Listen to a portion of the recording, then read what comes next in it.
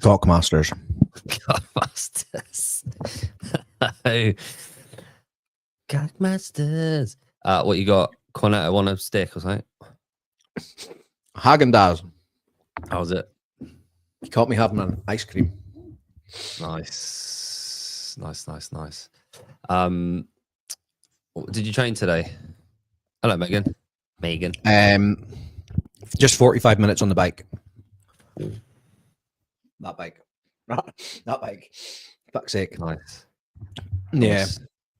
It's been a bit of a deload week after hybrid games, but I need to get back into it because I've only got like 18 days until Poland, so less than that now. That's all right then. I trained on Monday and Tuesday. Yeah. Oh, hello. Hello. It is Thursday. It is 8 p.m. our time. And Joseph OnlyFans Ramirez, like the name. Hello, Claire. Trust you well. Claire, I saw highlights of you on the old mic. Looking good, feeling good, sounding good. Like it. Tell us when you're ready to come back on. I know you've been busy. Yeah, back soon. Same here, Mike.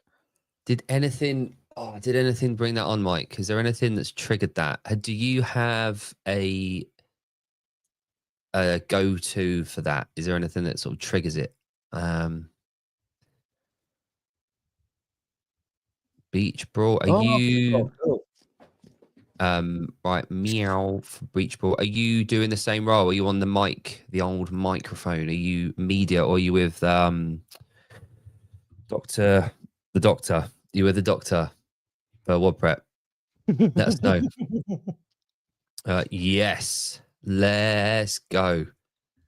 Our favourites in the house. Sup, loser. We need to get David Weed. Oh no, I need a way of contacting David privately. Yeah.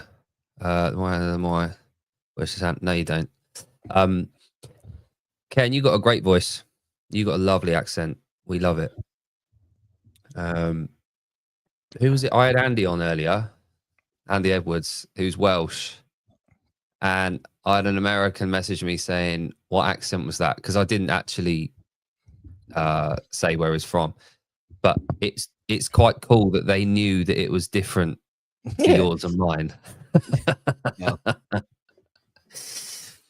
I don't want to say anything about him personally, but I might speak for the whole of the Welsh people. He'll not watch this anyway.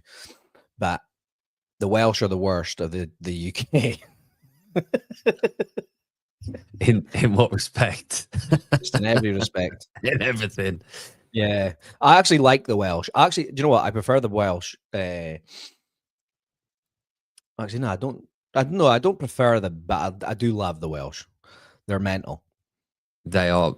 They love close harmony choirs, slate mines, and rugby. If ever you want to know anything about the Welsh, it's one of those three things they love. And we won't go into the other things. They love all things buggery. Don't they? Don't we all? Aye. Yeah. Did you ever watch the fucking Valleys? It was like Geordie Shore, but it was the Valleys. Do you know what?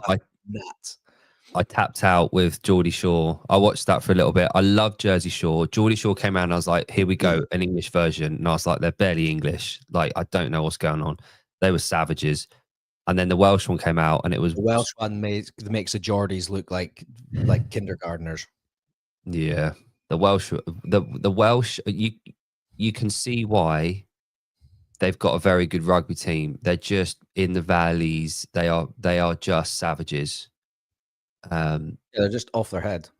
But they're a nice group of people. They're just very different. And it's mad to me that we've got, like, if you think of Ireland, Scotland, Wales, and England. And I know Northern Ireland obviously very different from Ireland. I get that, but if you just associate Ireland, Scotland, Wales, and England, the fucking difference in all four of them is nuts. They're very similar but very different. Yeah. Did you watch the show? No. Was that yesterday or today? I didn't watch it. I've seen clips on it. Jon and I have both been extremely busy little fellas the last few days. Very much so. I've not really stopped, and I don't think I'll stop now until November. This is my only weekend that I don't have, that I need to travel up until like the second week of November now. Yeah. But getting out of the way with before El Crimbo. Baby. Yeah. I will watch that one with Will Murad though. Yeah, from a like Pedro's got a good way of not being too he's very Irish, isn't he? He's got that charm. He is very Irish. He's got that charm, but he's not over the top. He's not extravagant. And the reason why guests go on there is because they know they're not going to get too much of a hard time. And I like that. And coupled with the fact that the WFP, I still think it's a cool concept, you know, and I haven't kept up with the politics of it all. And I haven't actually watched any events of the WFP at all. I'm glad you said that, because I haven't either. I haven't watched a single event, lift, workout, anything out of the two things. But the concept of what they're doing, I'm quite interested in. But I'll leave it a few years till it's settled and it's all, you know, working well and it's all part of the season and all that. But did you see Kringle and Toomey have both pulled out of Rogue? Oh, I didn't see that. I didn't see. Oh, here we go. We've got someone coming on just now. I didn't see. We'll wait for Stephen to come on. I didn't see that Kringle had, but I knew Tia had. Hello, Stephen. How are you? Hi, Stephen. I'm good. How are you? Very well. We're just slagging off the Welsh. Speaking about Tia and Kringle pulling out of Rogue. That's bold, that. What? Yeah. Pulling out or slagging the Welsh off? I mean, not so much slagging the Welsh. That's kind of fine. Although I do have a soft spot for Welsh people, you know. Well, we do. We were just bigging them up as well as slagging them off, but we were saying that we did like them. Yeah. Makes sense. Makes sense. No, Kringle said she's pulled out because of an ongoing injury, but like she competed on the weekend. Yeah. I'm starting to think that the legacy of the WFP stuff's starting to come through. Because maybe she's earned enough, because she's earned what, 15 grand and 20 grand or something from those two, the WFP events she's done. Does she need to do Rogue to earn the money she wants, or is it a matter of like rest, get ready for the next season? You've got enough money to bank. But Rogue's quite a big paycheck, isn't it? Yeah, and they pay everybody. I'm not even seeing her. Oh yeah, because she's obviously pulled out now. They've already got her off the list. Yeah, unless she's just been battling through someone in the background. Yeah, maybe something shit, shoulder thing like that. Probably more than likely shoulder, because CrossFit. Lol. But speaking of events, so Stephen, you were at the Hybrid Games, weren't you, the other day? I was over the weekend. And you were videographer. You were taking photos. You were media. Is that right? Photographer. Yeah, media team. Alpha. Part of the most wild team I've been on so far. Did you hear about that guy that was sick everywhere? I think he was wearing a vest, and I've seen him on a couple of podcasts and that. It was, you know, the funniest thing about this was, right, and I didn't tell you this yet, right, but so I said to one of the other judges, I was like, "Can you smell sick?" Right, this is no word of a lie. I went, I can smell sick. Where is the sick going on, right? And then fucking you went past, and then tapped in, and I was like, oh, you all right? Hi, how's it going? I was like, oh, you were like, oh, I was sick at the wall balls. I was just sick at my vest, and then I just left it and that. And I was like, no way is the smell coming. I know about 3 people here. One of them is you, and you're the one who I can smell. I smelled you before I saw you. Yeah, amazing. It was fucking like mental. I just kind of figure out whether it was commendable or just horrendous. Potentially both. I thought we haven't even spoken about this on the podcast. We've not done one since, so this is no one even knows the story. What do you mean, Heidi? Stephen's been on the podcast before. He had his own episode. You shows piece how of much Heidi shit. watches. I think you actually asked if Stephen was single. Yeah, she did. Oh no, he's got a wife. I said that to her. But no, it was on the dumbbell snatches. I was like flying.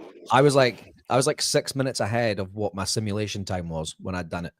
And I was flying, and there was a lassie that I knew maybe 2 judges down, but she was obviously waiting to take over for someone.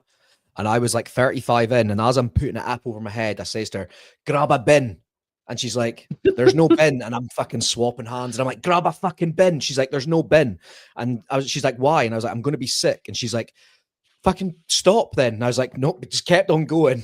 And then I got to like 40 and I was like, nope. And I just pulled my vest like up like that over my face and just spewed into the vest and then I ran to the water station to like get rid of it. And then a judge was screaming at me. I can tell you that you did not get rid of it. No, I got rid of the vest. Yeah, the smell or no. No, I was sick all down myself. My shorts were saturated. It was in my pockets. My shorts were saturated. It was everywhere. And then I thought like, oh, that's me fucked. I was like, I thought I was like DQ'd, and I was like cleaning it up because they came over and just handed me this big tab of wipes as if like tidy this shit up. So I'm like wiping everything down, and then the lassie Shannon that I knew, she was like, what are you doing? Just fucking go. And I was like, they fucking told me to clean this up. She's like, fuck them. She just run. And I'd wasted like 10 minutes at that point. And then I was like, oh, will I go or won't? And I was like, oh, fuck it, I'm just going. And I just ran off. But I'm still covered in sick. See, when I finished and I went and got my photos and I was standing at the bag check to try and get my clothes, the guy standing behind me was like, it fucking stinks of shit here. And I kind of turned around and I was like, nah, that's me. I'm covered in spew, mate. Definitely you. Yeah. And it was like, I looked at my arms. It was all like bright red down my arms because it was like, it was that ESN crank pump or something. And I thought I had like an hour to go.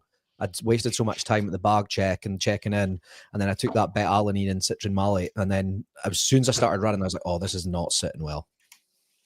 And it decided to come back up when I was doing the snatches. Honestly, gross. But I carried on and I finished. It was good. Good.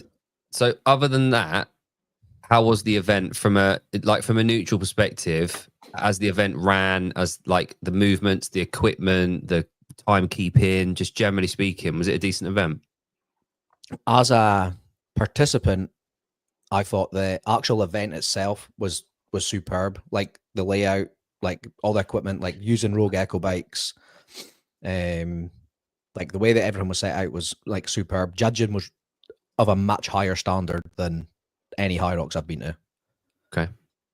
I didn't see everybody, but yeah, I was going to say, so and that's what I put that on my stories. The standard was higher, but you have to remember the bar is incredibly low, right? Yeah. So you don't have to do much to be better. But exactly. Yeah, no, it definitely was. People held, and I think there seemed to be a lot more people in CrossFit gear rather than it just being Hyroxers. And I think that's because like the assault bike lends itself to it. And actually, the overall stat, it wasn't just the standard of the judging; the standard of the athletes was better. I thought that too. I think that played more of a part. So like the judging was fine. You know, there was a lot of places where it could be better. It's the same as everywhere. That Hybrid Games is newer than Hyrox. It's going to be the same judges most of the time, and they'll get better. But actually, people were trying more. I don't know whether that's because they thought they'd get no rep or because they're actually just getting better or what deal is. That, and I think because it's more of a niche, it's a smaller event. It's not hit that widespread. There was only 5,000 people there over the weekend. Whereas Glasgow Hyrox, there was like 17,000 finishers. Yeah. Genau. Yeah. I've seen the bloody numbers for the High Rocks next year. The days. Yeah. The Glasgow event's like 4 days next year. London's 9 days. It's fucking nuts, that. It's the only thing they could have done to make sure most people get a ticket. Just make it double the length. Can you imagine being a coach and then you want to go down for like some of your clients and it's like spread over 9 days? There's just like, nah, I can't be there for any of them. That's where the conversation comes in around coaching, about expenses being paid, time away from your family, like hotels, like travel. Like you can't be expected to be there for fucking a week and a half, like away, and the cost. You're not going to absorb that cost. But well, even Birmingham, because we're competing on the Thursday morning, but I don't have clients competing until the weekend, and I'm like, I'm not staying down all weekend because we're going to rope the next week. Yeah, exactly. That's going to be awesome, by the way. That trip. Stephen, what have you got lined up soon? Have you got any like events that you're going to? I saw some really good lifting going on in your stories and your posts, but it's coming along. Yeah, I've got my comp next week, so the comp I run out at the gym, Reaver Games. So that is one of only, I think, 3 remaining CrossFit licensed events in Scotland. I think there's me, Proving Grounds, and Wad in the Lock, but it's got a year off this year. But I think it's only the 3 of us. Did Clash of the Clans not become an official one?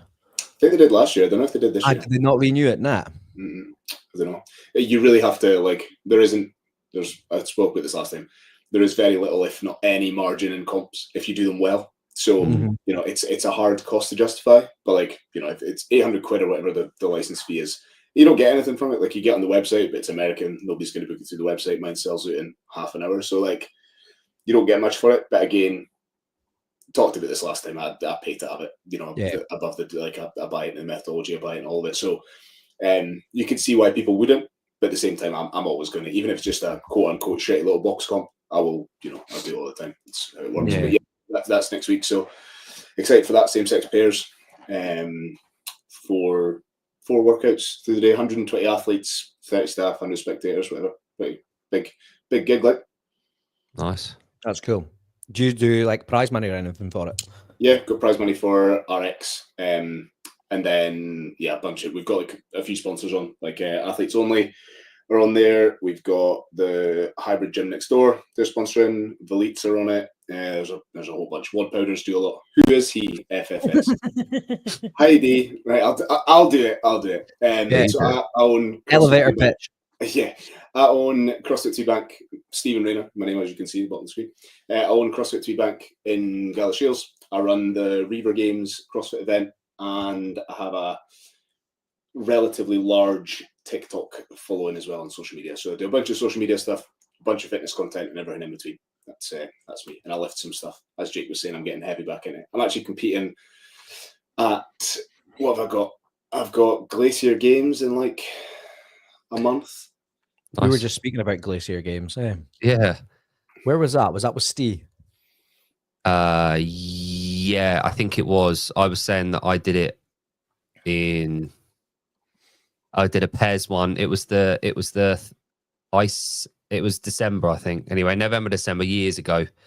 And they tried something different that year, and it was shuttle runs. It was a pairs. It was like 5 minutes max thrusters, 4 minutes of max shuttle runs, 3 minutes max bar muscle ups as a pair, and the total AMRAP score. But the shuttle runs, you had an elastic, you know, like the like a bungee, wasn't it? The bungee cord running, and you had to Velcro it around your waist, run, touch a pad the other end, and come back, and it was like bungee cord. It was fucking mad, but they tried it, but no. So I think they've got right. So I like them. I rate the guys that run it. Yeah. We were talking about this in the gym tonight. The programming, it's guff, and I half get it, right. There's 2 reasons why I don't rate it. One is, and this is without slagging them. I think their comp's great. I love the guys that run it. Everything between it, like everybody gets a good test, right? But there's 2 things. They run 4 or 5 comps a year. So it's incredibly hard for them to keep it varied and not the same. So it could be confirmation bias that I know the programming they use every time. So therefore, I think it's just the same, even though it is a slightly more varied. So that's point number one. Point number two, they do this thing with scaling where they've done it before. And when we did it, there was one where you could either do, in RX, there was an option where you could either do rope get-ups or rope climbs, right? And so you had a full RX field who weren't doing rope climbs because it was faster to do rope get-ups. Yeah. Stupid. And then the third thing is they do stuff like funky stuff. And, you know, you throw stuff out there, but they've done wheelbarrows. Yeah. They had inchworms in scaled as a fucking movement, right? So, like, CrossFit, from an outsider perspective, looks fucking stupid to people who've not seen it before. Don't make it look worse, right? Like, stop it. So yeah, so things like that. But I love the comp. That's why I do it all the time. I've done it a few times, but that's same-sex pairs. So we're just finished qualifiers. Yeah. We did qualifiers last couple of nights. So yeah, we're going for a decent whack of that. And then I've got House of Wolves. I'm doing that with another guy as well, same-sex pairs. Well, they've been running that for a few years now, eh? Yeah, it's good. I've done it a few times. Yeah, it's quite decent. The thing is, like, the only people that I know that are able to do repeated like comps throughout the year were Rainhill, and the way they got around that is just doing the same fucking workout all year. Like at all 4 comps throughout the year, the workouts are repeated, and you only really get to do one a year. It's a ballot for anyone that doesn't know. You put your name in the hat and a ballot. They pick the people in a like 80 male, 80 female. You do online workouts where you get seeded, and then over the weekend you get put into one of 4 brackets and compete. And normally 9 times out of 10, you'll get one of those a year that you get picked out of the ballot. If you've already done one that year, you don't really get to do it. But they've been doing that for the best part of 12, 13 years now. And they just repeat the same workouts and qualifiers over the whole year. And that way they only program the same, 5, 6 workouts for the whole year. And it works because they've got the numbers. I did Rainhill Rocket category, whatever top one was indie, and it was fun. Like, I liked it. The space is so cool. Like, it's one of the coolest venues to compete in. It's a big, I don't know, it's just a big kind of spectacle. The only place, so they did it really well, but the place that outdoes them now is that Northern Championships. Have you seen that? That's where they do the fire with entrance music and I don't know how much money these guys have got, because it's not that expensive to enter, but the spectacle of it, they make the athletes feel the most special. It's like what WFP do, but on like a lower level. So the only thing, in my opinion, that WFP do well is they really care for like the athletes, or that's what they say, right? You know, that's the whole gambit, but they do it and they execute it incredibly well. Like, if you're a scaled or intermediate athlete and you're doing it, you're like, fuck, I am the man or the woman. Holy shit. I've just found their fucking Instagram account. That looks mental. It's so sick. Like, I love it. I seen Kyle doing it. That's who I seen doing it. Yeah. So I'm assuming it's called Northern. Is there like a Southern? Is there like is it a series, or is it just it's just Northern Championships? Yeah. Right. There's quite a lot of good comps in that area. Like, Ford Series does one. Glacier's doing there. Castle Games is close to there. Like, that little belt part is good. I've done Rainhills twice and Castle Games twice. Steve's one, Defiant, that looks good. They've moved it. Have you seen that for next year? No. Defiant Games, that's called. Right. Okay. These videos look fucking brilliant. Crossfest is a really good comp. You know, like the celebrity boxing matches, stuff like that. It looks like one of them. Oh, good. Does he definitely straightened? Yeah, he definitely straightens his beard. Yeah. Nice. GHD's my trusty pair. I can't do that, really. It's harder now that it's short, but when it was really long, it was easy. Yeah. So. Otherwise, I just look like I've got a homeless person beard. Nothing wrong with it. I just prefer this. Stephen, have you, speaking of online influencers, have you come across Danny Boy 83 at all? Does that mean anything to you? Is he a TikToker or is he an Instagrammer? I don't think so. Instagram. He's definitely not on TikTok. Jon found him about what 6 weeks? No, 6-7 weeks ago. Months ago now. Danny He Boy has 86. It's like 83.83.83. Oh, right. His account got deleted though. His old one. But he's got another one. But he's just. I won't go over it again on air. But yeah, stay safe, stay lucky. Just if you want any tips on how to do social media, watch some of his stuff. But yeah, it's like a drama. It's like a soap opera. Like just I'm rolling about 30 times a day. Yeah, it's nuts. I've been quite big on a TikTok now. Like, I think I'm about to hit 170k. Yeah, 169.3. And last time you were on, we were talking about like the unpredictability of certain things that work and what don't. Have you got any closer to figuring that out or not?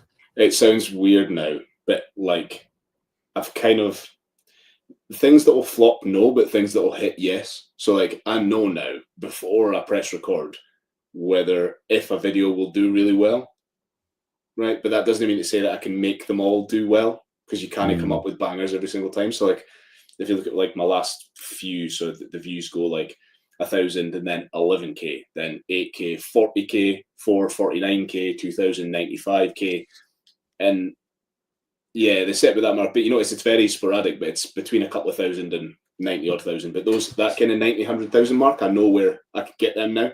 So like if I post this, it doesn't necessarily meet the niche that I want it to be in, if you see what I mean. Right. So like I can't go, yeah, I can't decide what I want to make and go, I'll get this thing to get 100k, but I can go, if I make a video on this, I'll get 100k. You know what I mean? Which it's odd, but. Yeah, I get what you mean. On my show on Savon's network, I get like, if I'm lucky, I'll get like 400 views on it. I'm like, hell yeah, I got 400. And then Dents or someone will put up a video and it'll get like 60,000 views. I'm like, fuck me. Like the difference, I've got no idea, but I can't not do what I'm doing. Like I enjoy the content I'm making and the conversations I'm having, and I'm just going to carry on doing it. Like as long as people want to kind of listen, then I'll just keep doing that. Take that idiot's wrench away, Jake. Pardon? I don't know how to do it. Take that idiot's wrench away. I don't know how to do it. This one here. That's she's in a bad mood, like so fucking. The one with the fake hair color. Oh no. But we know Heidi, Stephen. Don't worry. Yeah, okay. Fucking ripping into my hair and that. The thing is, because I wear a hat 24/7, you notice like there's a big stack of hats up here. Everybody thinks I'm bald. So like every time I take it, I'm like, "Oh, you fucking got hair!" Like, everyone thinks I'm bald, but I fucking shave this. I can grow hair. Everyone thinks I'm bald, but I wear a swim cap all day. Grow it long, but I'm a BBC. Bald by choice. Right. Yeah. There we go, look. Okay, prove it. Yeah, grow it out. I grow it. Yeah. So cool. So you aren't coming to Coaches Congress, are you, next weekend? Oh, that's my comp. Yeah. Remember, he was. Oh, of course it is. Yeah. He was devastated. So remember, that's the time, and I was gutted when the dates went in, because even originally, like when it first came out and the day came out, I was like, yes, I'm going to that. I was like, fuck, I released this way before, which is a shame. But it also kind of is what it is, because the lineup looks stacked as well. Like, it looks good. Yeah. So. They've got one in Stockholm in January, I think it is, and then they've got one in Madrid in April, which could be awesome. Little cheeky. One would be good. Yeah, a little cheeky trip to Madrid. I've sold my soul, and I am running a hybrid event in April, though. Okay, good. Oh, you spoke about that the last time. Have you named it? Yeah, Battle X. Battle X. Nice. Yeah. So it's like Reaver Games as a comp that's going to be running it, but like I've had guys in the gym testing it. I've paid to hire the running track and whatever else. So it should be. Is it going to be like almost like the Gauntlet or Dirty Dozen or something like that? Kind of. It's kind of similar to That hybrid games. So there's like assault bikes, but there's sandbags in it, and the runs are 800s, with a sprint at the end. Like, I've not given away much of the format, but at the end it's 100 cals on the assault bike and then a 400-meter sprint. So like, for the people who are fastest, they will be racing off the bike and the run, which will be class to watch. That I thought having the assault bike last would have been better at hybrid games. Because if you want it, you can go. You know what I mean? Like, because it got to the point on the sleds at hybrid games where if you couldn't move it and you were fucked, you can't just move it, but you can always just move the pedals on an assault bike.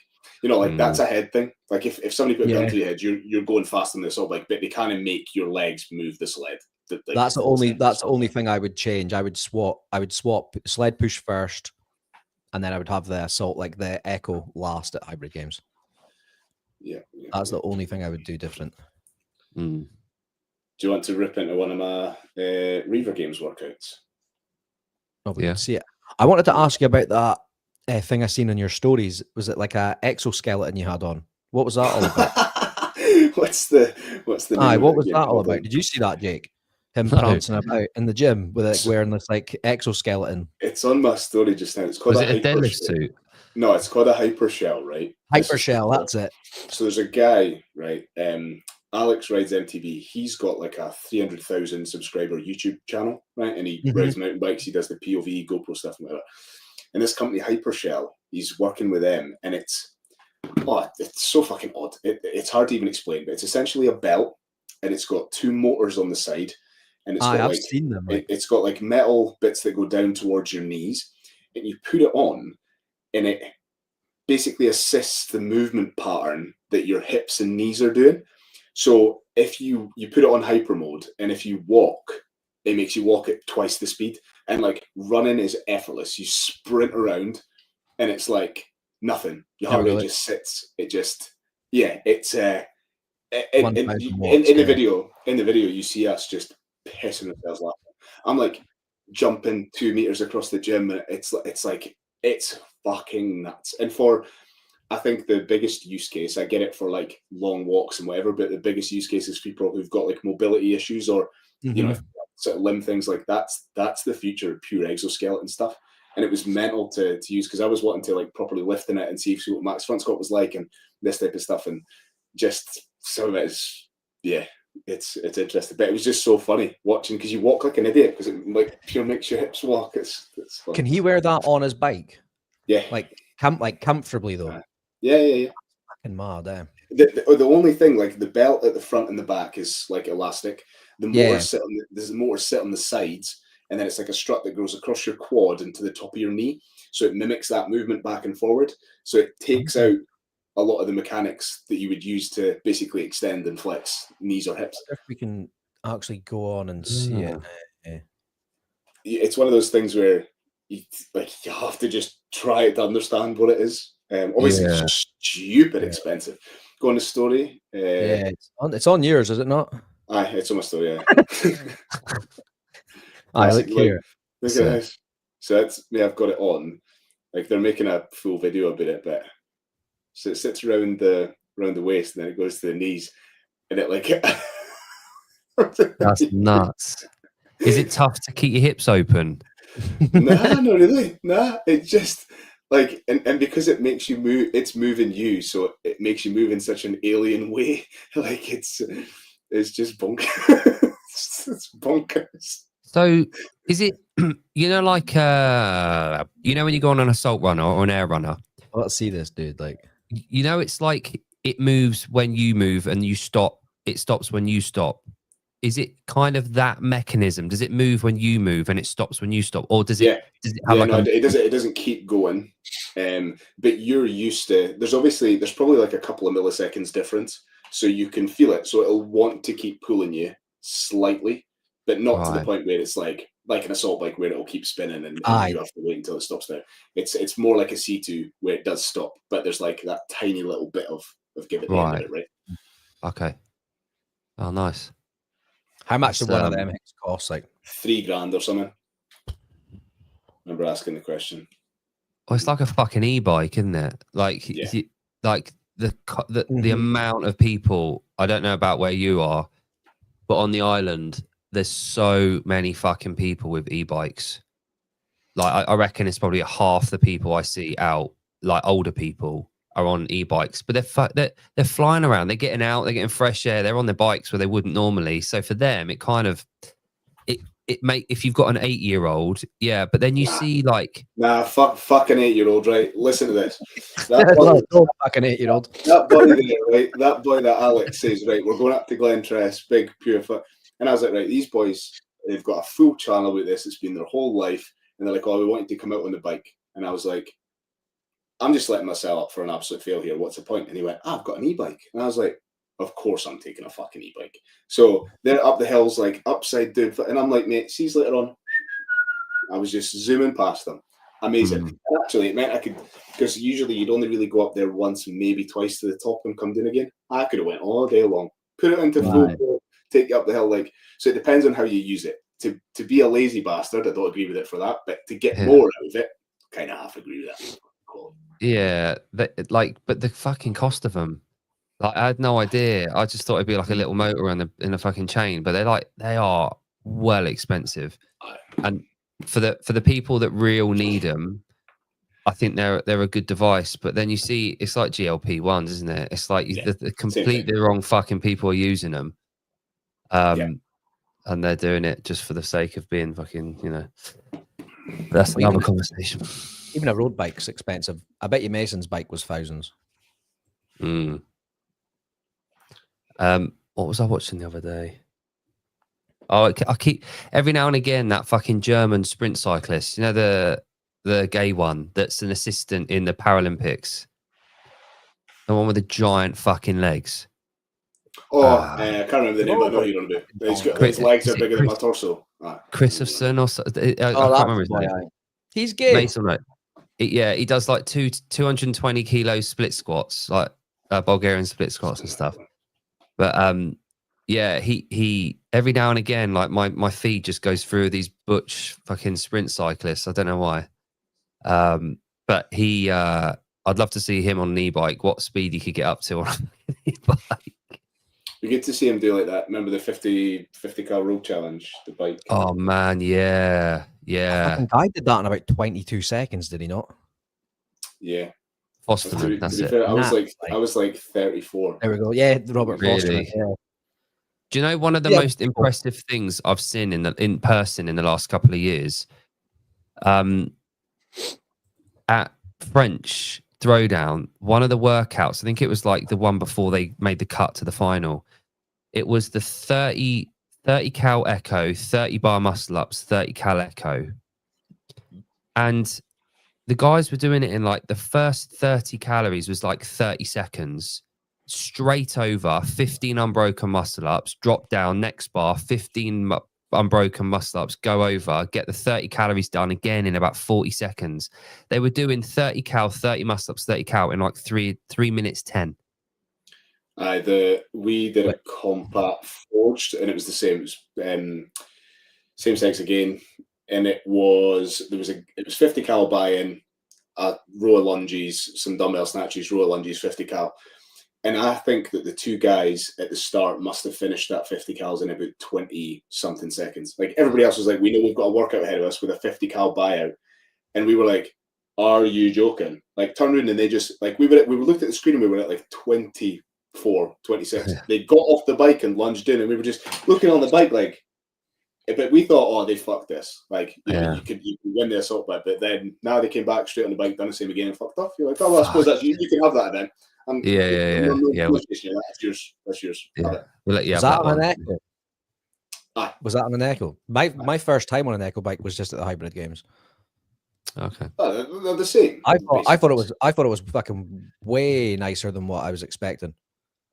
Well, yeah. They're basically the same, especially if they're new, which those ones are relatively new. They were like it felt fucking brand new. Although I did see someone jump on, crank the arm, and the arm fell off.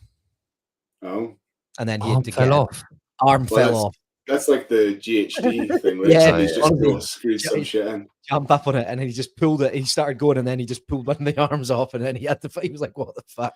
And then they just moved him on bikes. The Echo, the Echo's a funny one. Like, there's Like I did 10 rounds of 2 on 1 off on the weekend just for max cows, just to, a bit of conditioning. You've got to know your pacing on the Echo, because as soon as you jump off, if you did it right or wrong. In a minute rest, if you fucked it up or not to get back on it. But the other thing is, I can't remember who it was that said it, and it's fucking true. It was probably in the last 6 months I learned this, was the watts. The watt number that you've got in front of you. Mm-hmm. If you half that number, as in like if you half the first 2 digits, that's the calories calories per minute you're doing. So if you're at 400 watts, you're currently at that time doing 20 calories a minute. And that's held true. Like if you want to know what calories a minute you got to hit in a target, you just have to look at the watts and half the first numbers. Is she still on this? I mean, if you compare to Someone else said they were horny at the start of the show, but it's Pool Boy. Yeah, Pool Boy said it, but it's actually Heidi. What I like about the Echo is it's static, it's fixed. There's no loose bits. Whereas like the rower and the ski erg, your technique can be abysmal. Like and most of the time it is. Whereas the Echo, wait until you go to High Rocks in Birmingham, Jake. You're going to see some fucking mental ski erg technique. It's bonkers. Can't wait to see that. Yeah. I'm going down to London Hybrid Games now. Tate and Co. Invited me back along, so I must have done something right. So I've asked them. Was that your first time doing it? Like doing Hybrid Games, yeah. How did you find like working for them? Was it good? So they've got that, their whole model, the whole setup, they're so switched on. Right? Like that team was fucking nuts. And I've hired Tate before to do my comp, and I've worked with him at Wadnalock and Proving Grounds and everywhere. So them getting him in, like he's Millie's RAF, like he knows the deal. He's an incredibly smart guy. He's switched on. He's a very good media guy. And so they're like, hey, we'll get you in. You run a media team. So he got to pick whoever the fuck he wanted. Whereas like High Rocks hire Sportograph, they don't have a choice, but they've got a guy that cares about this. They pay everyone the same. Like you just rotate stations. Like it was just a breeze. They had editors. The most professional media operation I've ever been part of, and I've done loads of comps. I thought every photographer I seen looked like they either done CrossFit or something like. Mate, there was nobody that wasn't like close to top of their game. Like that team is bonkers. I think there must be buy-in to the comp. People respect Tate. People respect each other, because if you were to try and go out and hire that team, the cost would be unbelievable. Like it would be unmanageable. You couldn't do it. Like half the guys in there are better than the people that shoot at the games. Like they're, you've got it. Genuinely, they're unbelievable.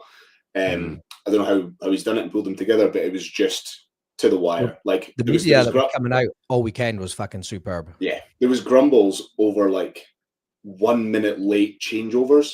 I fucking love that, right? Like so we didn't change stations. Like there was maybe like a 1 minute overlap, and then people were moaning like in the team about that, and I fucking love that. Like you can't just let it run wild, can't just let it go, be like, no, this is shit, I needed to change now, and somebody wasn't at my station a minute before. So we had a quota where you had to basically hit 3 angles on every station of every athlete. So we ended up punting out 96,000 photos as a team or something. And then you add the parameter of the light and sketchy, because ceiling lights, if anybody is down the way, faces aren't lit in. So that's challenging for a photographer or a videographer. That's number one. Then you've got a lot of movement. It's dark, and you're using facial recognition software. So you don't get away with not capturing a face, right? So you've got all these criteria to hit. Meanwhile, hundreds of athletes at the same time. Sometimes they're only on a station for a minute, 2 minutes. My only gripe was there was no photos of me at the dumbbell snatches. See, that's the only thing. But I did 40 and broken, stopped to run, be sick, and then I had to come back and do the last 5. So it was obviously just in the commotion. There must be one of those photographers with shots of that. I know, that's what I was wanting, because I would have loved to post photos of me like probably not, because so something like that, if you think about it. So there was maybe in the dumbbell station, I think it was like 16 spots. And yeah, so, it was the smallest one, I thought. They can be in the spot for 2 minutes, right?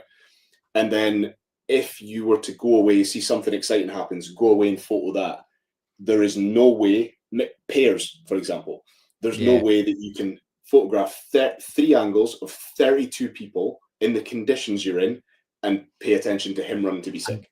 Exactly, aye. So it's full on, and that's what, like, I knew that they were a good team that were there, but when, like, I can work fucking hard and I'm good at what I do, but when I see that there's 15 other people that are just as good and most of the time way better, I'm like, fucking hell. They've smashed that for sure. Because you see them when you're on like the ski, like they might be like 6 people down from you, and they spend maybe like a minute on that person, and then they're like they move up and they're moving around you when you're on the ski, getting different angles, and then they move on to the next. Like they are just constantly just shifting. So I can imagine he was probably getting to me. I ran off to be sick. He's moved on. I've come back in because I ran in at the top of the line basically, because they basically just moved my bit that I was sick in. Don't go there. Yeah. Do you know what I was thinking earlier? Was if for whatever reason, right? When was the last regionals we had? Was that was it pre-COVID? Yeah, 2019. Was that a regional though? When I think did so. I go? I thought 18. I would have Zach went. George was there, wasn't he? It was when they did Dumbbell Linda. I'm sure it was. It must have been 18. 18, 19. It was 2018. Yeah. So since 2018, you think of the CrossFit landscape in the UK, all the professionals that have come through in the different areas. So like the media, the mics, the photography, the presenters, everything like that. If they went bang, right, we're having regionals again and we're going to host one in the UK, the fucking event that we could put on in the UK with the amount of like really, really good professional people across the board would be insane now compared to what it was back in 2018 in mainland. Yeah.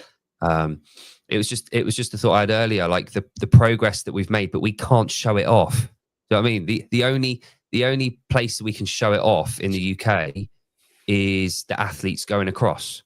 Like, I think I think Proving Grounds will do a very good job of it. Right. So I think that I'm sure they went CrossFit License this year, but they did last time. But they'll be a showcase because they've got all the programming guys. They've got Jen Muir and co going. They've got like the media team is top of the top. Like it's, you know, they'll do a real good job of that. But I think it needs something like that on a much bigger scale, like a huge scale London event with a leading up qualifier thing. It would prick up everybody's CrossFit ears to be like, whoa, you know, if you got all the best, rather than flying in people from other places to do it, you just said, right, who's the best in the UK at programming, who's the best equipment sponsor, who's the best media team, you put them all together, it would be fucking madness. And the amount of people now wanting to compete compared to 2018 in the UK. Like just the numbers are through the roof, like compared to what they were. I just think we're in a really good position. What was I going to say? Yeah, Ken, my client is American and his son, Daniel, who I coach, they're going across. So Dublin is a half an hour flight from the island. And yeah, they're going across to watch that. Real football, meh. I'll forgive you that because you're in the chat. But yeah, they're going across to watch it. So there we go. Are you how are you paying attention to photo angles? I was like photo angles. No, I could see them moving up and down. They're right in front of your face when you're on the ergs. I always try and give them a wee smile. The only time. So I used to compete a lot with Katie, my wife, in teams and stuff like that. We always did team events, and she always used to get the photographer's attention. She would be, because of her sport. She used to do. She knows how to like compose herself and like have that grin that they do when they come out of the water. And she was a young woman. I'm fucking some skinny little bloke. But the only time I've ever got the attention of a photographer at an event was during the lifting event. So like a snatch and clean and jerk. That's the only time I ever got any attention from photographers. other than that, I was just fucking lost in the midst of the women with their crop tops on and the blokes with their pecs out. What you'll tend to find now is that if it's done well, so like I market myself as a volume shooter, so I'm not going to take your hero shots. It's not my bag. One, don't care enough, and two, running a comp, I know that your photos are your marketing strategy. With your photos, and like I've proven this with my comp, like your photos and your media, that is your marketing strategy. One, shell out as much money as you possibly can on it, on the people that can do it, and two, make sure that everybody gets covered as much as possible. So this is where like a lot of comps do it wrong. It'll be everybody wants to watch the RX, blah blah. Cool. One, most of the RX people, they don't really give that much of a shit. They're there to actually win it or actually compete. And two, they might share it, they might know. See the scaled people in intermediate, they not only appreciate getting more stuff, they share it more. They'll share it from now every day until they die. So like as a comp person, and for me, that's why I say I'm a volume shooter. I'm like, to Proving Grounds, I'm like, I'll get every athlete on every station by myself. Simple. Like they won't be the bet. You probably can't put them on your top. If you care really about your grid, they won't, like, they're still going to be top tier photos, but they're not going to be your hero shots that will make up the top 9 on your grid. But every single person will want their photos and they'll take them and they'll share them, and your comp will be on everybody's thing. And so for me, that just wins. And I think a lot of comps get wind of that now, and they kind of understand that you want people who are going to give you 20 shots that are going to tide you over. They'll be your massive, amazing RX athlete. But the rest of the people, they just want good photos of themselves, and they will market your comp for you. Yeah. No, for sure. Stephen, we've got a skinny lad who's recently taken up running. He likes to. His hero's someone like Skeletor. He kind of wants to look like him. You drinking a 2-liter bottle of Pepsi Max? Yeah. Good. I've got a cream soda Pepsi Max waiting for me downstairs. Okay, pounds. Nah, tell them in kilos. Fuck, Sean. Yeah, tell me kilos. This is the 21st century, for fuck's sake. We're not living in 18th century Britain. Like my bench isn't great. My clean's bigger than my bench. I tried to write he can deadlift more than you, Baldy, and I've got a message come up saying YouTube has restricted your comment. It's our fucking channel. I can write whatever I want in the comments. I just say it. my bench is not great. It's my weakest lift at 308 pounds, so 140 kilos. That's still good. That's good. That's decent. It's not my thing. No, but Sean just likes the bench and ultra running, which is fine. That's his thing. He's a bit tense at the moment, Stephen. He's a bit tense for reasons. I'm a strong man now. Bench isn't in my wheelhouse, so I don't care. If you can give me a 160 clean, then I'll take that. Yeah. Oh yeah. You're probably not that far off that as a cleaner, yeah? Nah, I think I'll power 150 probably next week, and then I would I can now like front squat 170. So if I could just, the thing is, my problem last time when I got up to the 155, 160 clean was I could get under it every single time. Probably could have got under 170, but I just could just stand it up. Now I'm the other way, kind of get under it, but I could stand it up. So it's taken me. I took 16 weeks to work up to that Hyrox, and I'm now, that was like as of a couple of weeks ago, when my numbers are now where they were pre-Hyrox. So that's taken me 18 months to get back to where it took me 16 weeks to get away from. That shows you why running is fucking Ben. Yeah. Did you hear that, Sean? Yeah. What's this you've got ready to pull up? What is it? Nah, I think I'm just still on Instagram. That's all. Oh, right. Okay. I just removed it. It's still sitting there. Oh, right. That's right. Yeah, that good. That front squat is 375 pounds, by the way. That's decent. Yeah. Bill wants to know, is your head cold? I just always wear a hat, and for I left this in the gym. I usually wear a cap, and then I swapped them over because I left this. My wife got me this. I'm still getting used to it. Yes, I left it, so I swapped them. So yeah, I just like wearing a hat. My hair's always a mess. Growing it. All right, you don't have to explain yourself to this lot. We're the unprofessional podcast. We pride ourselves on just winging caring. I like it. Yeah. We're obviously going to Rogue, right? And I haven't messaged every single athlete that's been invited, but I've messaged a fair few, and only 2 have responded. Do you know that? Grant's here. No, I said Grant a link. Oh, Grant, God, did you? Grant. Yeah, so Pat Vellner's coming on next Thursday. That'll be good. Which is a good. And Paige Semenza is coming on. I'm trying to think. Patty V. Patty V's on next. Is he 6 o'clock our time next week? Yes, he thinks so. And we, after Coaches Congress, there's going to be 2 more people that we're going to be able to get on, I think. Yeah, for sure. It's going to be awesome. Yeah. Me and Jon are staying at Twickenham in the hotel at the Radisson, and we get to watch the rugby match. It's going to be awesome. It's going to just be a really good weekend. Try and go live. I don't know if I get to watch a rugby match. Yeah, you do. Yeah, you do. You're in. Yeah. Sorted. Lucas Parker, I saw a picture of him today. I think CrossFit Games or CrossFit posted stuff about like the fashion of the games changing.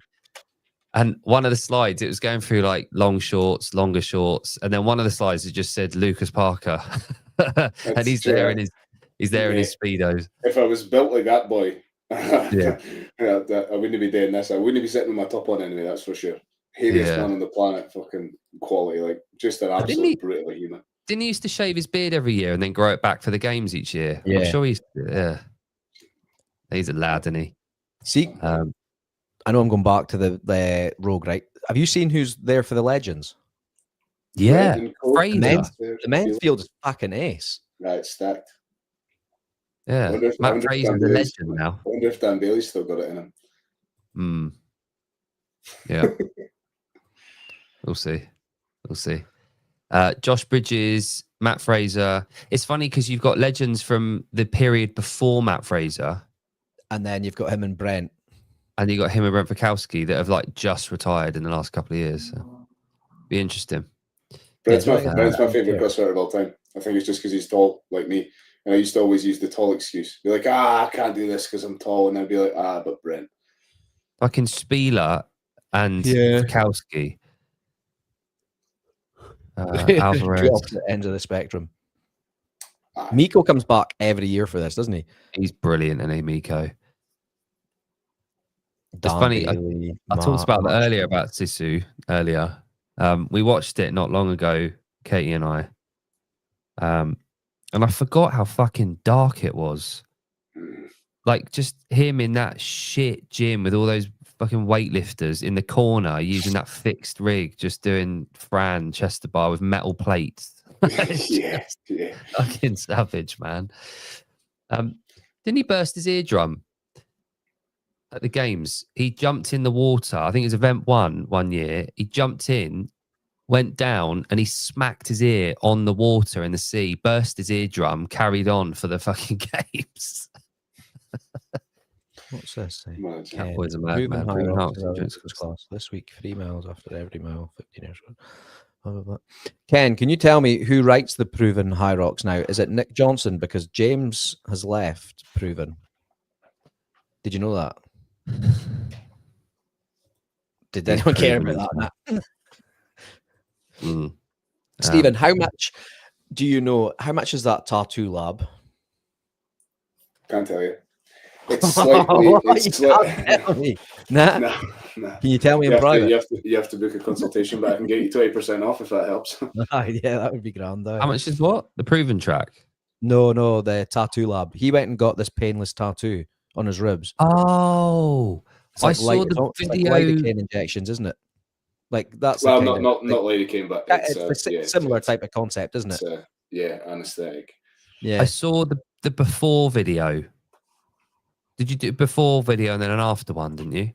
Did I? Sure you did. I don't know. That was my back. No, I got my ribs done, and it was this big thing on here. Yeah. But I thought I'd get my ribs done because like they reached out, we're like, oh, we're doing this thing. You're a tattoo influencer, so do you want to come and do this? I was like, fuck it, sure. So I went and done it, and I was total skeptical, but it was that's game changing that. And no one can really copy it because, well, you can, but you need a doctor on site to prescribe the Yeah. anesthetic. You need a nurse to administer it, and then a tattoo artist to tattoo on the skin that's a little bit different from normal skin. So it can't just be copied. So it is a little bit more expensive, but it's actually like, because if you had a 7-hour sitting, that would take you 2 hours worth of breaks because you're fucked and you're getting spent. It's like on your ribs, and that cuts the time down. So you're knocking hours off the time. So like actually it kind of evens out. And I hate getting tattooed. Like I hate it. So do I. So for me, it's total worth it. Like, if I was spending like, let's say £700 for like a day, and then they were saying, oh, it's going to be another £700 for this, I'd be like, I'll do that easy. Yeah, that's the thing. So yeah, you get a consultation with them, and then they give you a price. I'm going to message them. I'm going to message them, then I'm going to come back on here. My whole head's going to be tattooed. Yeah. Looking right. Good. I'm going to tattoo Ken Walters' face on my face. That'd be a good shout. Find out something. I don't know what. You getting a tattoo, Ken? What you doing tonight, Ken? Ken, you still need to come on head to head. Yeah, we need to sort of head to head. We're lining up people. You versus Pat. Yeah. Stephen, we've got to sort you out as well for head to head, but we need to match you. Oh yeah. We need to get someone matched. I'll come on if the workout is 1 rep max clean. Yeah, fine. Well, if that's what it is, let us know when you've got your testing week, when you're going to go for a single, and we'll try and marry up someone around the similar kind of weight range to you. Make it a bit of an event. Not ended all contact. I know, but that's why you need to come on here and duke it out in a workout. Back squat, I would hit 200. I would if it was a head to head, I'd hit 200. I'd be fucking loving it. What's that? Hell yeah. 200 pounds. I think Bill can hit 200. No, I think Bill's on the I think he last year in Squattober, I think he got like a 192 kilo, I think, or something like that. Bill, I think he could hit 200. Yeah, I reckon he could as well. My last one was 190. So I've not approached it yet, but that was about a month ago, 5 weeks ago. Right. 430. What's that? 205? No. 202 ish? 195. Is it 195? Yeah, 195 exactly. 195.01. So it's real fucking close. So that could be a real good shout. That'd be a better one. Yeah. We need to find someone for Mason. Numb tattoos you got on your yeah. Mason. Thing is with Mason is he's really such a yeah, but like, tell me what you know his numbers are. Like no one knows his numbers, but he just does this impressive shit. So he like no one knows what he's capable of doing. I know what he used to be capable of doing, but I don't know what he does now. Well, he did a set of 10 hang power cleans at 100 the other day. Just casually just repped them out and then just carried on with something. It's just, yeah, acid bath. Now that will be a fucking good workout to set up. That is a great shout. Actually, we want people to come on, Stephen, and we want to get like 8 people on screen to do 2K row for time, and like the winner will get. We had that for minimum of 100. We had that for a buy-in tonight for the buy-in qualifier. Yeah, 2K row buy-in. Fuck that. What was the workout after? What was after the buy-in? Oh, it was kind of a buy-in. It was more just like do that, and then it was 50 cleans, 50 toes to bar. Okay. I think we went sort of Jackie-ish. Yeah, what did we? I think we were like 10 minutes. I would do. You know, it'd be better than just the one at mass basket. Just do CrossFit total. Yeah. Well, I'd pull a disgusting deadlift as well. But it's funny because I really wanted to get Annie. Annie to come on and Annie. How can I not remember her name now? Annie Nelson to come on and go against Sean for the CrossFit total. Yeah. And she could smash him. Yeah, she'd do it. Sean might be her bench. Bench might be a few kilos, but she'd absolutely destroy him on deadlift. The actual CrossFit total shoulder press, right? Strict press. Yeah. But yeah, we were thinking SBD, get Annie on. But yeah, on off season when she's on a full whack. But yeah, good. We'll sort that out. We need to pull our finger out a little bit of head to head, don't we? But it's a delicate process. We almost had one for tonight. Yeah. It's all good. It's all good. Grant, are you still here? No, he's gone. He dips in and dips out. Do you know Grant? Me? Yeah, he's in. Are you still in Roderick's group? No. Nah. Oh, you're not Nat. Oh, good. I wondered if Grant was. I was going to say, does Grant ask stupid questions in that group? No, he saves them all for us. Where's Deshaun? I don't know where Deshaun is. I don't know who Deshaun is either. I've seen some crazy names popping up in the charts. I can't say my favorite one because it'll come out wrong. But it's fart something. Oh yeah. That's a good one. It's a great one.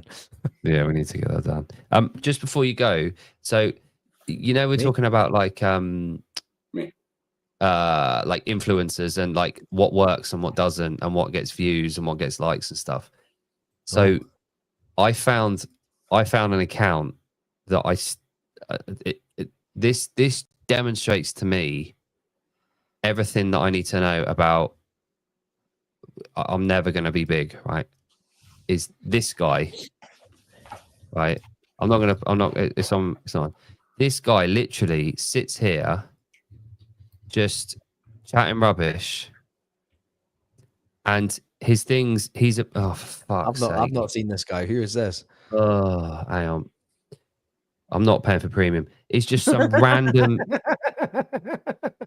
random Indian fella who just sits on his bed, claiming to be a bodybuilder. He's not even in good shape, right? Here, he's just doing anyone that told their body's a bodybuilder. Right, he's taking his shirt off now, right? That's what he looks like, right? He has got 3,500 subscribers, right? And there's loads of comments. He's Rajasthan. There's loads of comments, and they're all asking him questions about. He gets fucking thousands of views on his stuff. I get 400 if I'm lucky. So I'm not. How often do you post? I do 2 live things a week or 3 maybe. Ignore the lives. Any not like normal stuff? No. Nah, see that's what Grant told us. Grant said like Mate, it's not live because guaranteed that guy is so blindly unaware of how shit he is that he just consistently wins. You'll find people like, mate, you just do it. You just honestly just post nonsense, and then you get 3 people, and then 4 people, and then one randomly does well, and there's another 4, and it's just a snowball, man. You just like it's annoying that's the answer, right? Like it's shit. I started doing like talking videos on my TikTok just to kind of get more used to it, and it's grown. As I was saying to Jake, like mine grew about 600 followers in like the space of a month. It's like, but I haven't done that to Instagram yet. Oh, come on, man. Yeah. So what you're saying is I have to just go live on YouTube every day for like 10-15 minutes just chatting absolute nonsense and drivel. The better way, less of the he's probably got normal content as well, right? And so there's this knock-on thing that happens where it works very well on TikTok, maybe YouTube, but you post a video, like a normal video, not a live, and then when you post it, wait a bit, then go live. And so if anybody comes across the normal video, they see you're live. See that you're live. So like if I get notifications on TikTok that say, oh, your video is currently trending, you should go live. I'm like, fuck, I'll go live. And then people see it as a little lit up circle, and then it goes on. But like, I swear to God, you can see it in peaks and troughs, because in the data in TikTok and in YouTube, when you look at number of videos posted and shock number of views and number of followers, they just do this. You post less, you see less. You just have to be relentless and just post. He's literally laying on his bed, fiddling around with an iPad. Click on his actual profile. I want to see how many videos he's got. There was a bit where he's posing. Hang on, look. He's like, I love that you've watched this guy. Mate, brother's absolutely yoked. But like, so I don't know if it's gone to scroll So 2 weeks ago, 3 weeks ago, 3 weeks ago, 3 weeks ago, 3 weeks ago, 3 weeks ago. So 3 weeks ago, he posted 1, 2, 3, 4, 5. Keep going. In fact, click on, can you see all? Move along on that arrow. So 3 weeks ago, he posted 7 times in a week. So for a start, that's not some of them not even his lives. No, I don't know if like they're just random videos, but like this, like he's got thousands of views. Just him sat in his car. Look at those shorts. 25th September, 25th September, 25th, 24th, 24th. Like, mate, this guy is the. And the thing is, he's the Indian keeping it real. But he does it terribly, right? But he still posts consistently. Yeah. But what's that? that should do the opposite for you, right? Because you say to me, "Oh, that means I have no chance, mate." I take that as if I posted relentlessly as him, but it wasn't fucking dog shit. Like, you know. Yeah, yeah. Like, it's brilliant, isn't it? Fucking fair play to him. Like, I'm not going to subscribe. Actually, well, fuck it, subscribe. Daily sort and mini vlog. Huh? Quality. Let's go. Fine. I want to get him on the show. Should we invite him on here? Send him a link. Oh, mate, you fucking love it. You'd be on here in seconds. You could do it right now. Be like, here's a podcast. Fucking fine.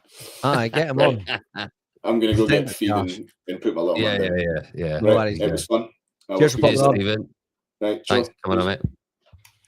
Right, Grant, use your link, boy. Stephen's good there. That guy makes me look like Hercules. Yeah, I'd like fucking hell, man. Like, that's why I was like, Grant's right. Like, we do, like, other than just going live, we need to post other stuff. Yeah, but what? Like, what? Me doing squats? Like you fucking with a client? Like me sat here doing. That guy was literally sat on his bed on his iPad, recording himself, playing with it. Like, what about if I did a video about the Manx pound notes? Oh, why don't we talk about the Manx pound? Like, no, not like that kind of stuff. But like, he's literally sat. Never mind. I'm just jealous. You could do like a Jason Hopper day in the day of eating. It'll just be you just eating chicken sausages. Yeah, but like, it's all been done. I hate. Yeah, Kate, we are doing that. We are going to vlog. I've actually just, it's fucking, do you know what? That reminds me, it hasn't even fucking arrived. I ordered it a week ago and it was next day delivery, and Every has had it for 4 days in Nairn and they haven't delivered it. My new Insta camera. Ooh. Post you guys doing random shit every day. Like, yeah, that's what I started doing on TikTok. I started doing little like vlogs. I don't want to pull my TikTok up here, but like, do you know the worst thing in the world for me? we could copy Grant, copying Hiller, copying Greg Doucette. Yeah. Do you know the worst thing in the world for me, other than a pity, like feeling like people pitying you, is the idea that people know that I'm mimicking someone. I like your best friend food vlog. I don't know what that is. Neither do I, but it sounds bad. It just sounds good. But yeah, like I look, if I make a 5-minute video and just upload it to YouTube every day, is that what you're saying? Like everyone's saying to you? Aye, so it's not do a mukbang. So it's not on like the live. It's actually going on the Glinton page. Yeah, you know, like when we make when we pull like an 8-minute clip, like the parenting one chase, like that going on. If we were to pull something from this, clip it and put that on, not premiere it, but like just post it. If you were to cap your Greg Glassman interview that you've had since Throwdown, put that on the page. If all the stuff that we film at Rogue, I'm gonna follow us around. I'm gonna film pretty much the whole time when we're in Birmingham. I'm gonna hitting you with pillows in the hotel room, eating crisps in your ear, all that kind of stuff. Hey guys, we're here in the Travelodge. I'm gonna get a live reaction of Jake listening to me eat Pringles in his ear. How long? How can I ASMR. last? Yeah, how long can I last in a room with someone eating a bag of crisps? Yeah. Masturbating in the bathroom. Masturbating in the bathroom. Sitting. Oh. I've got the penis mount for the new Insta 360 cam. That like straps around your waist and points down at your hog. Do you know what I've got? I've just remembered a really funny story that I haven't thought about for. How old am I? 28 years. Hasn't even crossed my mind for that amount of time. What would you have been then? 12. 18? Why did I think you were 50? Thanks. So we had. Do you remember in like the late 90s there was those metal bunk beds, and it had like a fold out sofa underneath. It was like a sofa, but it fold out into like a double bed. Do you remember what I'm on about? Like a metal bunk bed. Yeah, sofa bed. So my mate, I won't say his name. My mate stayed round. It's not Wanky Dave. He was on the top bunk, and I was on the bottom bunk. And we'd stayed up. This is a Friday night. We stayed up and watched Raw WWF on Friday because it was on Friday night for us. Finished at like midnight. We'd watched the midnight Freeview. A futon. Yeah, you're right, Kenneth. Yeah, one of those fold out futons, but it was underneath. It was like the bottom of a bunk bed, you know. And it was like about half an hour after we'd like turned the light and finished WWF, and we're just going to sleep. And all of a sudden, the whole fucking bed, the metal was just going. And I laid there for like probably a couple of minutes, and I was like, I won't say his name. I'll just say John, right? John, and it stopped. The bed stopped, and he went, "Yeah." I went, "Are you up to anything? Are you wanking without me, John?" Yeah. No. No. All right. And then a minute later, it happened again. And I went, "John." He went, the bed stopped again. I went, "Yeah." I went, "Do you need to be alone for a minute?" And he went, "Fucking yeah." He went, "Yeah, can you?" How old were you when this happened? Sorry, I don't. My fucking house. You were 12. 12. Yeah, it'd have been about 97. Yeah, but fucking hell, man! Like, did I ever let the man finish? Did I ever tell you that the one of my like childhood friends, he was maybe 4 doors down, and all the time during the summer holidays, he just never left my house.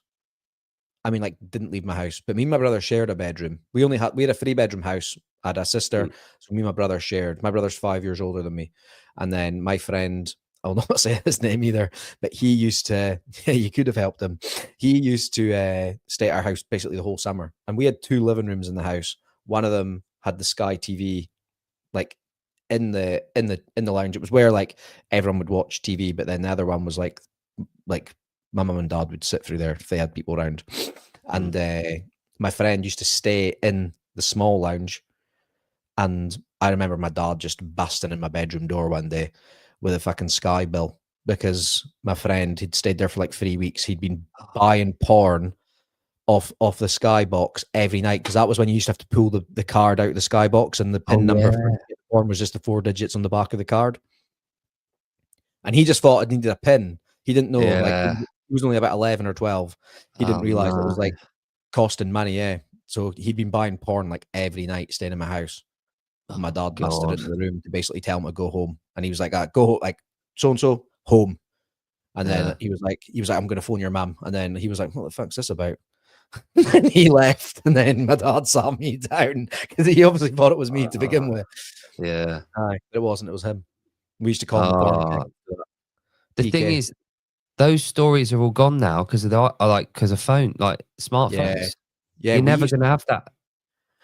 I remember getting a lad was in a mate's house, and he went into his mate's dad's bedroom and found a VHS, and it was like just in like it was on a Rangers. It was like, do you know when Rangers went 10 in a row?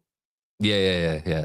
Took that out thinking like, oh, let's watch 10 in a row documentary, and it wasn't. It was Anal Riders 6. So it was obviously the 6th generation of Anal Riders, right? And then he stole it from the house, but didn't tell anyone. And then he used to like, it became this like game when you were around at a friend's house, you would slip it in the VHS player, but then not say anything. And then like that mate would get in trouble, and then he would be like, "Oh, who fucking put this in my house?" And then it was like, "Oh, don't tell anyone. Like you have to now like do it." And it was like a game that we played as a teenager. Like if it got done to you and you got caught with it in your house, then it was like your turn to kind of like pass it on. And then eventually it just obviously got confiscated. Perfect. Yeah, good. Amazing. But you're never going to have that kind of thing anymore. Nah, like finding a porn mag in the woods. Oh yeah, everyone's just got it on their phones now. Fucking jackpot. No, but I had another mate. A mate. He was in my football team, and his dad lived on a boat, right? Yeah, it's too easy. You masturbate in the bathroom, I bet. You don't even do it in your bedroom. You go to the bathroom and lock the door.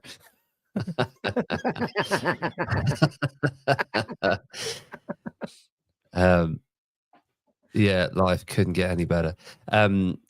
Yeah, his dad lived on a boat, and me and a few of my mates from the football team, we went round onto his dad's boat. And I remember one of my mates came running out in fucking hysterics, going, "Look what I found." And he just found our mate's dad's porn collection, all these magazines. Fucking hell. It was such a good moment. Like real team building. Obviously, my mate, whose dad's it was horrified. But mate, those moments are gold. Like, and you're gonna miss out on all that. I found April Mo's directly outside a Christmas market in Germany, scattered around a tree.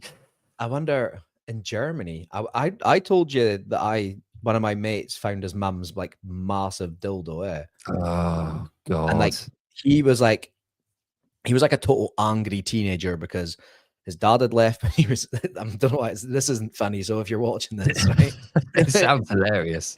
But I'm sure he would agree, right? But his dad left when he was young. He didn't know who he was, but he wanted to know, and his mum wouldn't tell him. So there was almost like that resentment built up.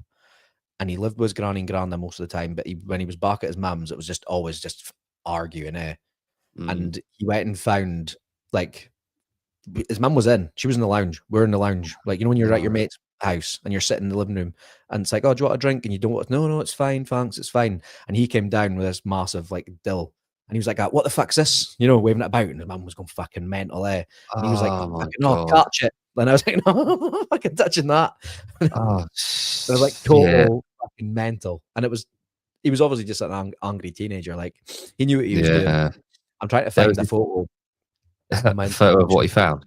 There was this lad called James who used to, like, my senior school. He was a troubled lad. He got expelled from a couple of schools. He joined my school, but his house backed onto the school field, right? So it's literally his back garden was backed onto the fence of our school field.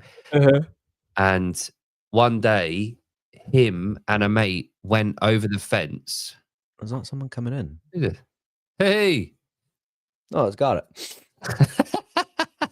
We could have added you then to do that. She jigged herself off. No. Hello. Why not? No, I'm good. I'm setting up for mine. Oh, sorry. Oh, are you going on soon? Do you not want to be on? No, I was just fucking with y'all. All right, okay. I did. Are you on? Who's coming on? Oh, I'm good. Oh, sorry. I was actually watching you guys while I was setting up my show. But no, we're going on with John and Brock. We gotta talk about, how we're like Christianity and shit. Cool. That's good. You're sinners. Yeah. We were just talking about YouTube. Did you see that Indian fella I brought up at all? About 10, 15 minutes ago? I saw the whole thing. All right. Yes, we have to post more, not premieres, just regular videos between like 8 and 12 minutes. Yeah, for sure. Right, okay, cool. So I'll just bombard the fucking channel with me just like cooking sausages and stuff. Yeah, that's fine. Oh, okay. I like that. That's fine. Sausages. Okay. Kate, do you have dildos? Bye. Bye. Don't go. You can answer the question too. I thought no, but yeah. So this James fella, him and a guy called Ollie went over the fence and went into his garden. parents' room, and they came back at it was lunchtime, and they came back, and Ollie had gone into James's mum and dad's room and found one of her toys. And the lunchtime on the field, it was midsummer. We were just lobbing this thing around the field for the whole fucking lunch hour, and it ended up the teacher had to confiscate it, but it just got launched across the field. The teachers were trying to get it off everyone, and we were just launching it across, and it ended up they had to phone his mum and let her know that we'd all been throwing around a toy and she should come and collect it. Imagine the school having to phone your mum to say, "Oh, everyone in the field was throwing about your dildo." Yeah. The school should have just not bothered phoning that. No. One of my mates, I wouldn't have bothered. One of my mates had it wasn't a fleshlight, but it was a fleshlight. And then when he moved out of his house, like his parents' house, he'd left it under his bed in like a box when he went to uni. And then he was like, when he came home in the summer, and he says, I was going through my room and he thought, oh fuck, I've left that under my bed. And he opened up the box and it wasn't there anymore. And he was like to his mum and his dad, like, you been in my room? And they're like, no. And he's like, oh, someone's been in my room. And they're like, why? What's missing? And he didn't want to say my flashlight. So he was like, oh, nothing. I just think someone's been in my room. And they're like, no, not us. Oh, God. My banana cleaners. So he's like, he knows one of them found it and took it, but he doesn't know who. And he didn't ever want to ask. I would hazard a guess. And like, I'm not being funny. If the dad found it, he wouldn't want to keep that. No, he would have just left it where it was. The mum's found it. Definitely. Yeah, and he knows that. Yeah. Deary me. Yeah. I've got loads of stories like that. Yeah. What was it? Someone said something up here. The big news. What was the big news?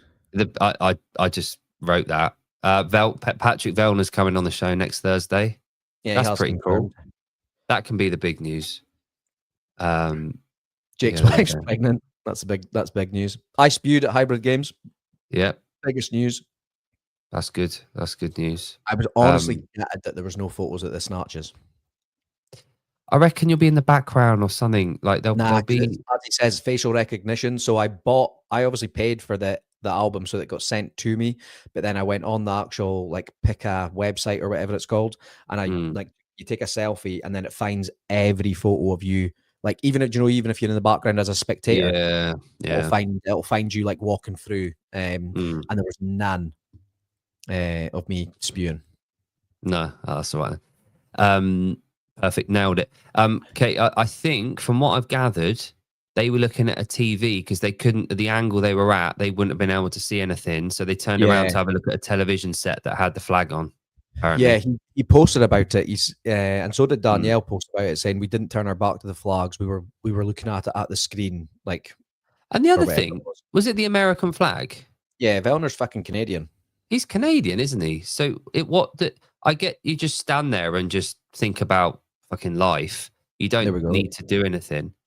But like, there's no need for people to look and have your hand on your heart and think about the American flag if you're not American. Yeah, I don't. Yeah, we do that in football. Obviously, like if you're playing a national game, like if England are playing Scotland, both national anthems are played, and everyone just stands in the middle and waits for it. Yeah. Yeah, I did. I have. Yeah, I've been running probably 2 or 3 times a week.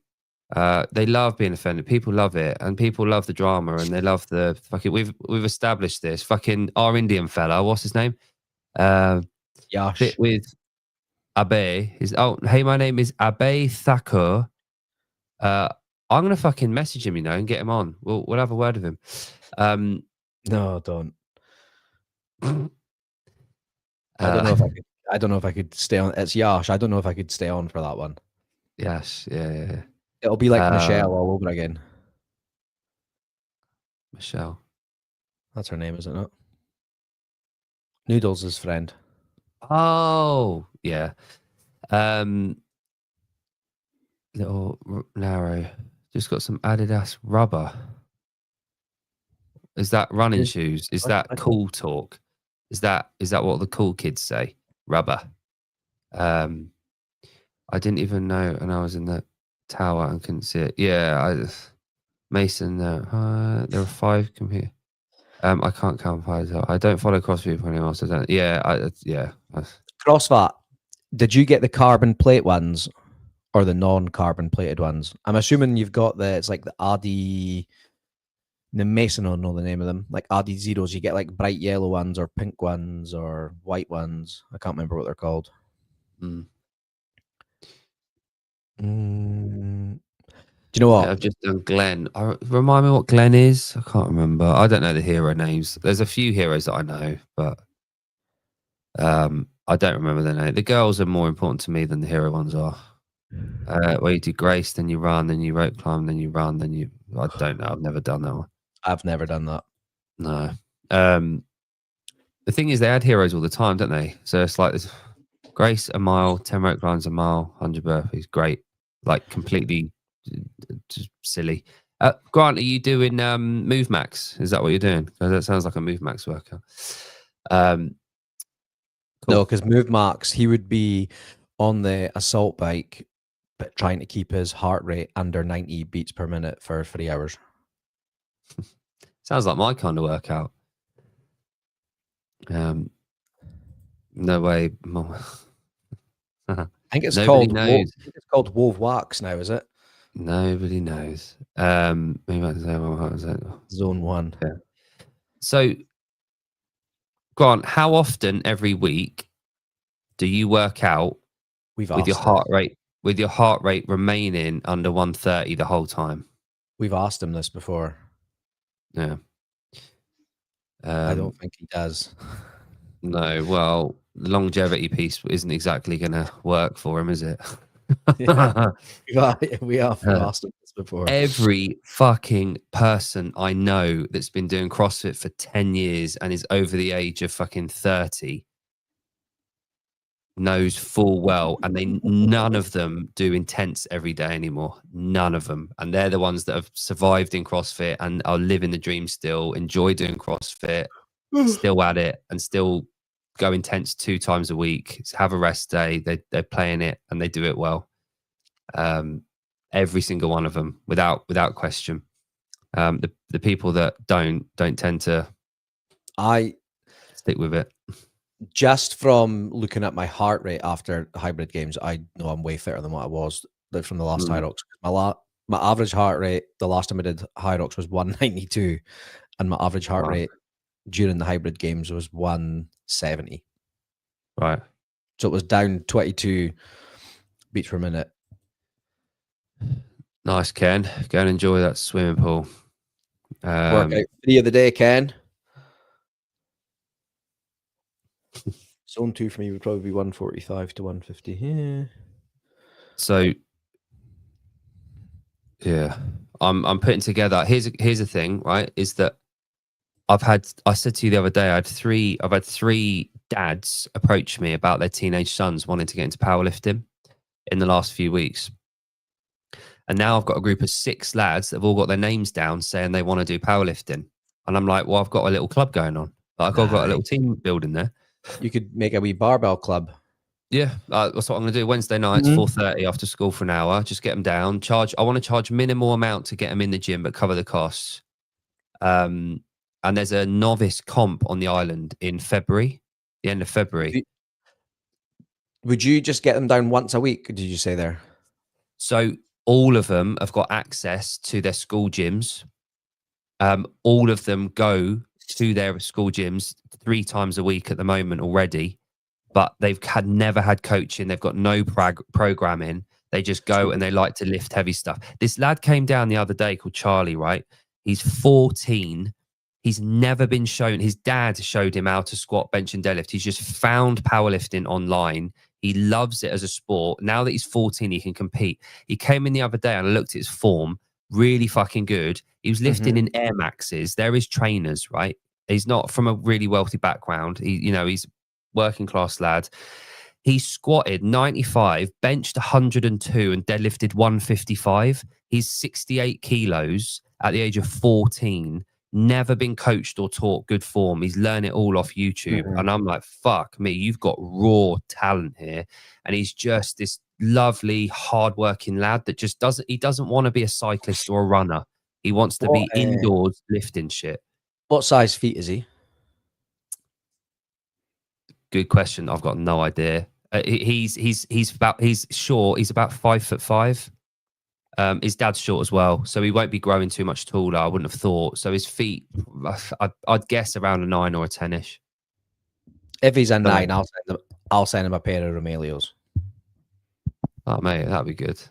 That'd be lovely. They're well worn. They've got white paint on them. Yeah.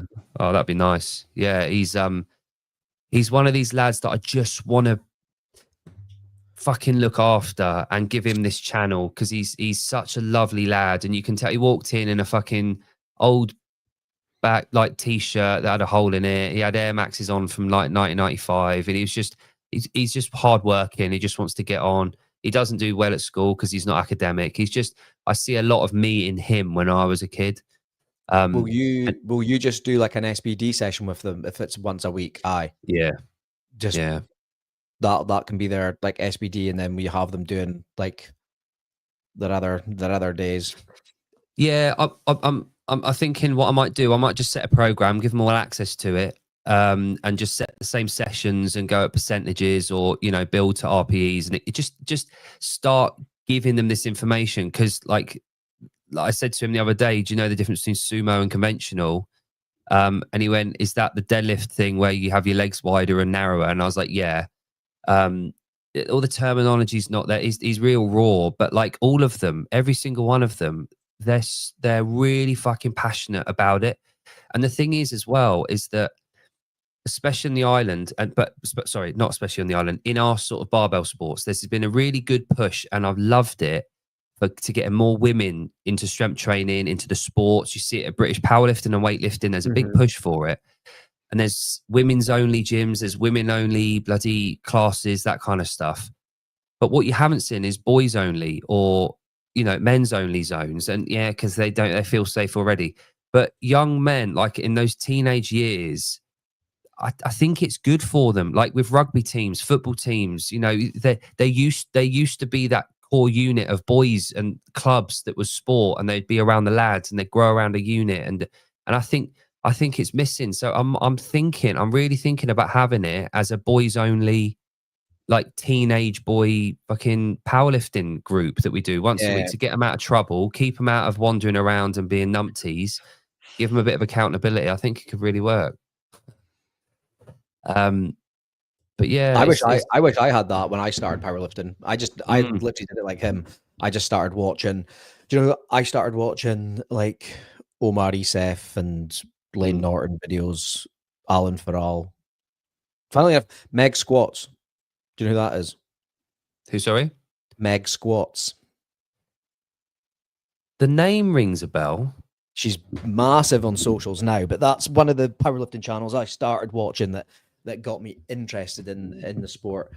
And then I just learned all myself, and then just got a coach. Once I got stuck at like a 180 deadlift, 120 bench, and like I think it was like a 160 squat at one point. And then that's when I was like, fuck, I need to get a coach. Yeah. Oh, we all get there eventually, don't we? They're not like, when I think of poor, when I hear the word poor, I think of low access, can't afford basics, unhappy, that kind, or there's negative connotations around it. On the island, we don't have that. We've got 0 homeless people. Everyone here is pretty much happy with what they've got. There's people that don't have as much money, less affluent, that haven't got expendable, disposable income, can't afford holidays all the time. But they're all happy. They're just low earners. Do you know what I mean? Like there's so many people. Like there's a big like farming and fishing community on the island, because there's quite an arable and like rural population here. So they're not top earners, but everyone's just fucking happy. So yeah, it's lower earners, but there's no that like. I guess if you called lower earners poor, then yeah, there are. But like, they're not poor where they're struggling to make ends meet, or we haven't got food banks on the island. Put it that way. Like, there's not a food bank on the island. No, don't need it. There's a fucking food bank in my town now. Mm. There never used to be. But it's pretty good. It's all like the local Sainsbury's fill it up with stuff every day. Nice. It's behind one of the churches. It's just like a massive big like building, and they just go in. It's just all fridges and whatnot, and all the local businesses just put stuff in it every single day, and anyone can go. There's not like anyone manning it. It's just open 24/7. Yeah. Which is nuts to me. But yeah, it's good that people can just go in and just basically like help themselves if they need it. Yeah. There's none of that here, Mason. The big news topic today is the digital ID thing. Have you seen that? Kate, can I pull up the photo that you sent me? Oh God. She showed us the porno around the tree. Oh, is it a porn tree? Brilliant. Yeah, the porn tree. Yeah. No, I can't really see it. It's a bit light. Yeah. But yeah, we could talk about it another day. Cool. Right, mate. Well, we were going to do an hour, weren't we? And then, oh, there we go. Look, it's an hour and 40. Oh, my lad Alfie, my little apprentice at the weightlifting. He's in the GB squad. He's going to the European bench press champs in able-bodied, so he qualified for that, and then that's in a month. But in 2 weeks, same weekend we're in fucking so next weekend he's in Cairo in the World Para champs for Britain. He's the only sub-junior he's the only junior. He's 16. He's the only under 21 in the entire competition. He's in the GB squad, so I'm going to be watching that, and I'll talk about that a little bit. But he's a lad. So it's next weekend, next Friday, we're at Coaches Congress. Well, next Thursday, we've got a head-to-head, and we'll have Pat Vellner on first, and then we'll have head-to-head probably. Will we do them on the same day? Maybe or jog a Wednesday, Thursday. We'll talk about it. I'm just thinking we can talk about it offline, but we're going to be at Rogue. Sorry, not Rogue. At the Congress with fucking a lot of people there. I know. That's what I'm saying. Where we might be, but basically, guys, from next Thursday for about 4 days, you're going to see a lot of us. So yeah, we can be like Danny Boy. Why don't we do Danny Boy, like a vlog on our fucking Instagram page? Just every hour we just come on and just make a random 20-minute video of saying "Stay lucky, safe, safe." Well, that's what I've been doing on my TikTok. Oh, was it? All right. Well, you do that then. But I'm practicing to then bring it over to Instagram. Yeah. Oh, good. That's all right then. Yeah. So yeah. So from next Thursday afternoon for you lot for like 4 days. We're going to be bombarding the maybe we have to see how much memberships we have and how much donations we get. I'm bringing down tons of like beaded. Oh, David Weed, I know you didn't. This is exciting. Mate. This is exciting. I was about to say I'm bringing down. Wait, I've got a message request. Oh yes, let's go. What's your name on it? Just you don't have to say the surname, but just write what you said. Like write what you said. Don't say your name, but just write what you said so I can confirm it's you. Because I've got two. Or the first word. The first word of what you said. Yeah, the first word of the message. Yeah, because I've got 2 message requests. Okay, good. Right. Do you know what I had for lunch? Yes, there we go.